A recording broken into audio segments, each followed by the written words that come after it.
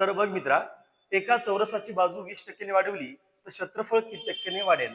तर पहिल्यांदा समजून घे टक्केवारी म्हणजे काय. तर टक्केवारी म्हणजे काय, तर 100 प्रमाण धरून केलेली तुलना. आता मी पहिल्यांदा काय करू का, या ठिकाणी एक संख्या घेतो 100 आणि गुणिले. आता चौरसाच्या क्षेत्रफळाचं सूत्र आहे बाजू गुणिले बाजू. मग 100 गुणिले बाजू 20% वाढली म्हणजे 120 छेद 100 गुणिले 120 छेद 100 दोनदा का घेतलं, तर चौरसाच्या क्षेत्रफळाचं सूत्र आहे बाजू गुणिले बाजू. त्यानंतर 100 सोबत 100 काय होणार, कॅन्सल. वरचे 2 शून्य कॅन्सल, खालचे 2 शून्य कॅन्सल. आणि 12 गुणिले 12 किती होणार, 144. मला सांगा ही संख्या काय होती. ही संख्या होती 100 आणि 100 ची किती झाली बेटा, 144 झाली. म्हणजे कितीने वाढ झाली रे, 44% वाढ झालेली आहे.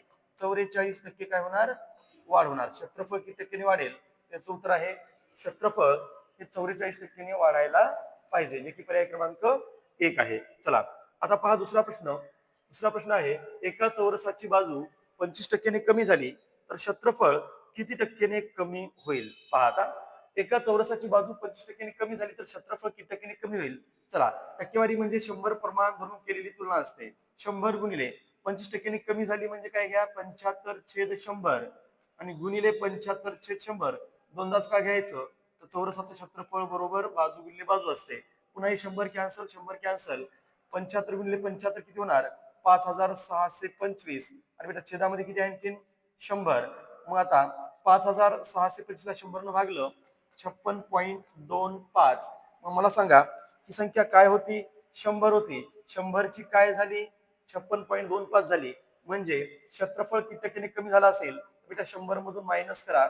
56.25 म्हणजे आपलं उत्तर येणार 43.75%ने क्षेत्रफळ काय व्हायला पाहिजे, कमी व्हायला पाहिजे. तर मित्र हो, पहिला प्रश्न आणि दुसरा प्रश्न हा होता माझ्यासाठी.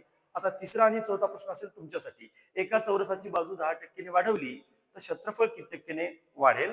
आणि पुढचा प्रश्न आहे, एका चौरसाची बाजू जर 10% कमी केली तर क्षेत्रफळ किती टक्क्याने कमी होईल. या दोन प्रश्नाचं उत्तर तुम्हाला सोडायचं आहे आणि आम्हाला कमेंट्स करून कळवायचं आहे. धन्यवाद.